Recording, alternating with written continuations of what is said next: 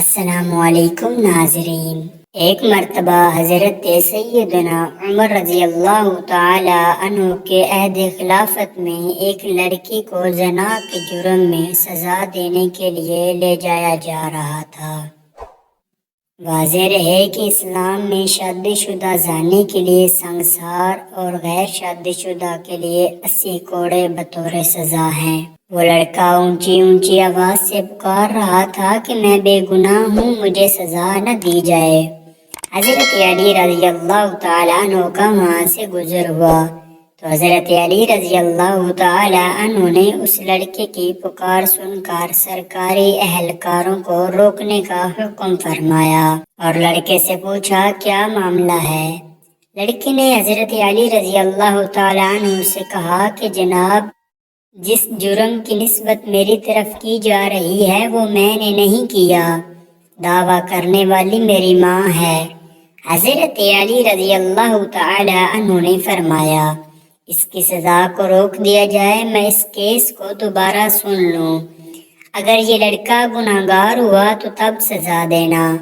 دوسرے دن حضرت علی رضی اللہ تعالی عنہ نے عورت اور لڑکے کو عدالت میں طلب فرما لیا اور اس سے پوچھا کیا اس نے تیرے ساتھ غلط کام کیا ہے؟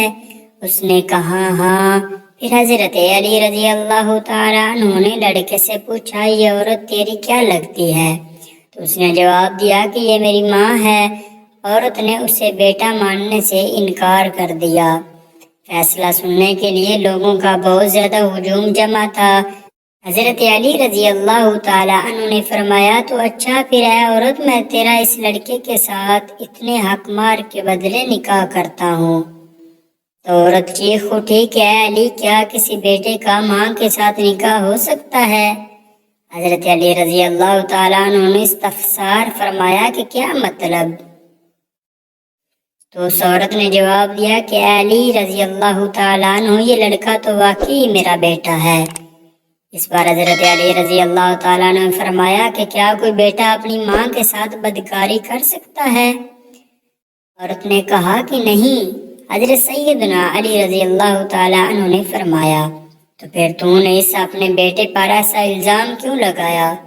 عورت نے جواب دیا کہ علی رضی اللہ تعالیٰ عنہ، میری شادی ایک امیر کبیر شخص سے ہوئی تھی، اس کے بہت زیادہ جائیداد تھی، یہ بچہ بھی کم سن دودھ پیتا ہی تھا کہ میرا خاوند مر گیا۔ تو میرے بھائیوں نے مجھے کہا کہ یہ لڑکا تو اپنے باپ کی جائیداد کا وارث ہے، اس کو کہیں چھوڑ آؤ۔ میں اسے کسی آبادی میں چھوڑ آئی، ساری جائیداد میری اور میرے بھائیوں کی ہو گئی۔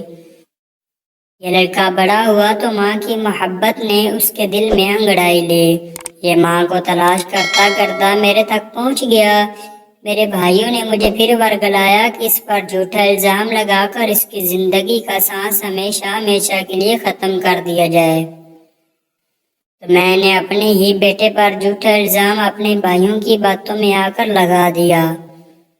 حقیقت یہ ہے کہ یہ میرا بیٹا ہے اور بالکل بے گناہ ہے۔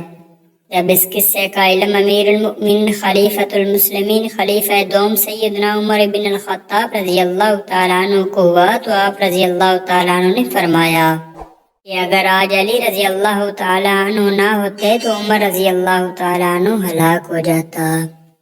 امید ہے آپ کو یہ ویڈیو پسند آئی ہوگی۔